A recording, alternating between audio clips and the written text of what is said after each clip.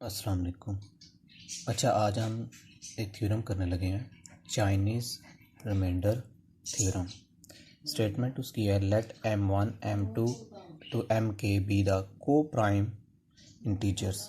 मतलब इसमें आपके पास को प्राइम इंटीजर्स आ रहे हैं such that m is equals to m1 m2 so on mk तक। Let a1 to ak be the such integers such that ai and mi। मतलब आपने एक में इसमें से एलिमेंट ले लिया, इंटीजर्स में से एक को प्राइम इंटीजर में से एलिमेंट ले लिया, और उसका जो जीसीडी है, ग्रेटेस्ट कॉमन फैक्टर डिवाइज़र, वो किसके इक्वल आना चाहिए, 1 के आना चाहिए। Then b1 to bk be the such integer such that, फिर आपके पास a1x concurrent b1 into mod of m1 आपके पास आ जाएगा। इसी तरह a2x is equal to a2x concurrent b2 into mod of m2 and so on akx congruent bk into mod of mk has a unique simultaneous solution mod of m। आपके इसके पास दो part है, पहले हम इसका क्या करेंगे, यहाँ तक सॉल्व करेंगे इंटीजर्स तक, फिर उसकी यूनिकनेस प्रूव करेंगे। फर्स्ट ऑफ ऑल आपके पास गिवन है ये ए आई एम आई का जीसीडी किसके इक्वल होता है, 1 के इक्वल होता है। तो इसका मतलब जो ए आई एक्स कॉन्कुरेंट होगा B I mod of M I, ये हम नीचे पढ़ चुके हैं कि इसका क्या होगा, कॉन्कुरेंट आपस में होंगे ए आई और B I. Has a unique solution, then say there exist a X I such that A I X I is equals to B I mod of M I. तो फिर अगर आपके पास कोई element exist कर रहा है वहाँ पे एक्स आई, तो फिर आपके पास वो क्या बन जाएगा, A I X is concurrent B I mod of M I आ जाएगा। For all I is greater than equal to 1 and less than equal to 1, which is equation number 1 बन गई। अब इसी तरह हमारे पास नेक्स्ट आ रहा है, we have M, capital M की वैल्यू आपके पास गिवन थी, m1 से लेके m तक है। अगर हम कोई एलिमेंट लेते हैं इनमें से एम आई, तो वो क्या हो जाएगा, m divided by M I आ जाएगा। For all 1 is less than equals to M I is less than k, so that, तो फिर उसका जो जीसीडी होगा वो भी किसके इक्वल होगा, 1 के इक्वल होगा। So M I Y is concurrent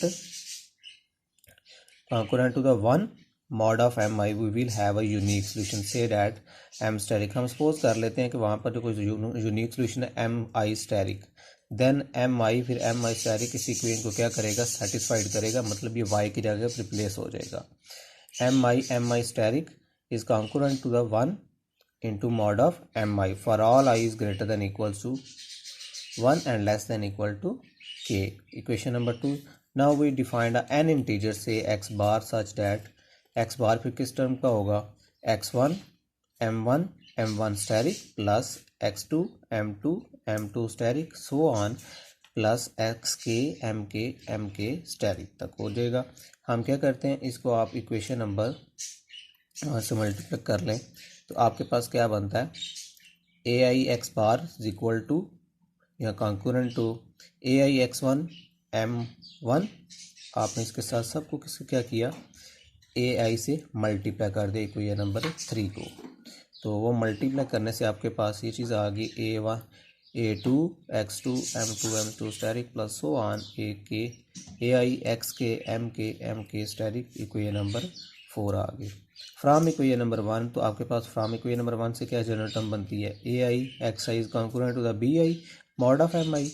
equation number 2 से क्या बनता है आपके पास, ये लिखी हुई है, M I asterisk is concurrent to the 1 mod of M I. और इक्वेशन नंबर 4 देखें आपके पास क्या आ रही है, ये वाली देखें, इक्वेशन नंबर 3 और 4 देखें,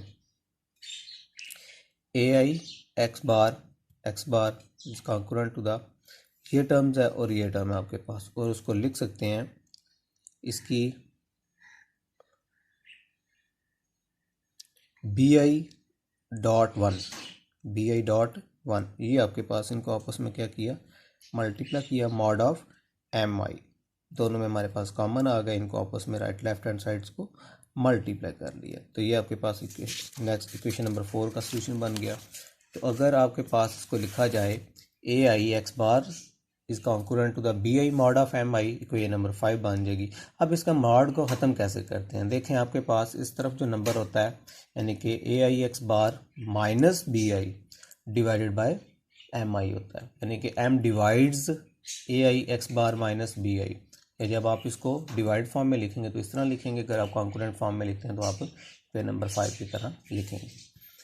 but M I's are the coprime, लेकिन यहाँ पर हम क्या कह रहे हैं कि एम आई यहाँ पे क्या आ रहे हैं, को प्राइम है, जो कि गिवन है। अगर को प्राइम है तो उसके को प्राइम फॉर्म लिखेंगे M one M two and M K. अब इसके ये एम आई से लेके एम के तक हमने सपोज किया हुआ कैपिटल एम है, तो ये एम कैपिटल एम आ जाएगा। अब दोबारा इसको आप कॉन्करेंट फॉर्म में लिखते हैं तो वो बन जाएगा A I X bar is concurrent to the B I into mod of M. तो ये आपके पास पहला उसकी जनरल लीनियर इक्वेशन आ गई कॉन्करेंस की। नेक्स्ट हम जो भी काम करेंगे यूनिकनेस के लिए करेंगे। फॉर यूनिकनेस क्या होगी, let if possible x bar is not a unique. हम अगर पॉसिबल है कि आपके पास जो एक्स बार है वो को यूनिक नहीं है तो लेट कर लेंगे y be a solution modulo M I then. तो हम सपोज करते हैं कि उसका जो सोल्यूशन आएगा अगर वो यूनिक नहीं है तो वो वाई होगा, तो उसको कॉन्करेंसी फॉर्म में लिखेंगे A I Y is concurrent to the B I mod of M I. Equation number 6, equation number 5 and 6 इनको आपको क्या कर लें, कंपैरिजन कर लें। तो आप देखेंगे A I X bar A I Y into mod of M I. तो एक्स बार फिर किसके इक्वल हुआ, ए आई और ए आई आपस में क्या हो गए, कैंसिल हो गए। तो आपके पास जस्ट क्या रह जाएगा, X bar is concurrent to the Y into mod of M I. तो एम आई आपके पास किसके इक्वल होता है, कैपिटल एम के इक्वल होता है। एक्स बार क्योंकि एम आईज आर दी को प्राइम होते हैं, इस वजह से वो किसके इक्वल हो जाएगा, कैपिटल एम के इक्वल हो गया। हम पीछे ऑलरेडी कर चुके हैं कि एम आई किसके इक्वल होता है, कैपिटल एम के इक्वल होता है, तो वो mod of capital M. So X bar is a unique solution, simultaneous solution modulo M to the system of the linear concurrents. फिर ये आपके पास लीनियर कॉन्करेंट्स का सिस्टम बन जाएगा। A I X is concurrent to the bi mod of mi where I is greater than equal to 1 and less than equal to k। तो ये था आपके पास CRT यानी कि चाइनीज़ रिमाइंडर थ्योरम। अब इसको हम यानी कि किसी एक एग्जांपल के थ्रू भी समझते हैं रिमाइंडर थ्योरम है क्या। अच्छा, इसका ये जनरल फार्मूला आप कह सकते हैं या ओवरव्यू कह सकते हैं CRT का यानी कि चाइनीज़ रिमाइंडर थ्योरम का। वो क्या होता है कि अगर x is concurrent to the A1 mod of M1, x is greater than x is concurrent to the A2 mod of M2 and x is concurrent to the A3 mod of M3। हम यहाँ पे x की value find करने के लिए ये 4 step किया करेंगे। ये आपके पास इस तरह का कोई क्वेश्चन आएगा, लीनियर इक्वेशंस आएंगी, वो कहेगा find the value of x। सबसे पहले आपने कैलकुलेट कर लेना कैपिटल एम, वो किसके इक्वल होता है, तमाम जो मॉड्स होते हैं उनकी जो वैल्यू उनको प्रोडक्ट होता है। M1 M2 एंड M3 का क्या होगा, प्रोडक्ट होगा।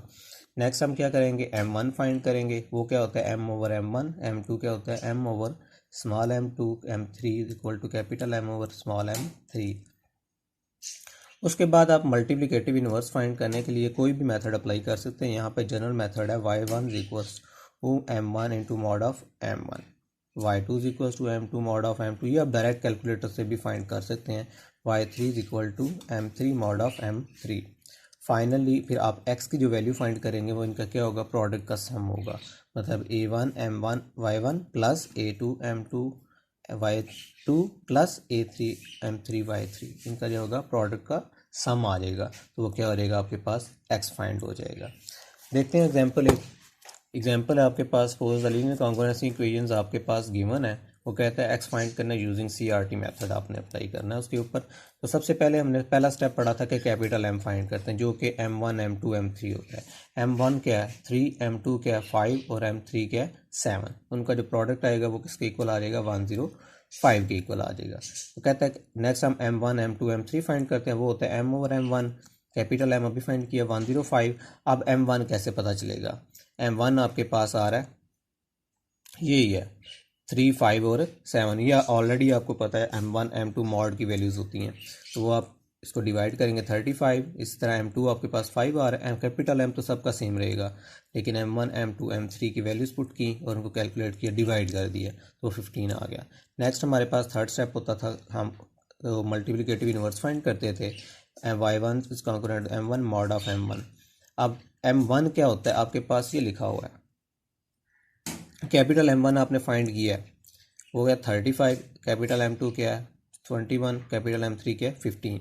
और हमने क्या किया यहाँ पे उनकी वैल्यूज़, ये डायरेक्ट आपके कैलकुलेटर से फाइंड कर सकते हैं। 35 मॉड ऑफ 3 लिखेंगे तो आंसर क्या आ जाएगा 2 आ जाएगा। इसी तरह 21 मॉड ऑफ 5 लिखेंगे 1 आ जाएगा। 15 मॉड ऑफ 7 लिखेंगे उसका भी आंसर क्या आ जाएगा 1 आ जाएगा। लास्ट उनके प्रोडक्ट का क्या करना है आपने सम करना है, सब की वैल्यूज़ पुट कर देनी है आपने, वैल्यूज़ पुट करके मॉड ऑफ 105, तो जब मल्टीप्लाई किया तो सॉल्व करके ऐड किया तो आपके पास आ गया 299 मॉड ऑफ 105। तो कैलकुलेटर से डायरेक्टली वैल्यू लिखेंगे तो आपके पास टोटल आंसर कितना आ जाएगा 89 आ जाएगा। इसके रिलेटेड जितनी भी आपको एग्जांपल्स नेट से मिल सकते हैं या वैसे आपको बुक से मिल सकती हैं तो आप वहाँ से इसकी प्रैक्टिस करें, अच्छी तरह करें। अगर कोई इसके रिलेटेड कोई क्वेश्चंस आपके पास गिवन है वो सॉल्व करें, अगर कोई मसला होता है तो मुझसे डिस्कस कर लीजिएगा। ओके, अल्लाह हाफिज़।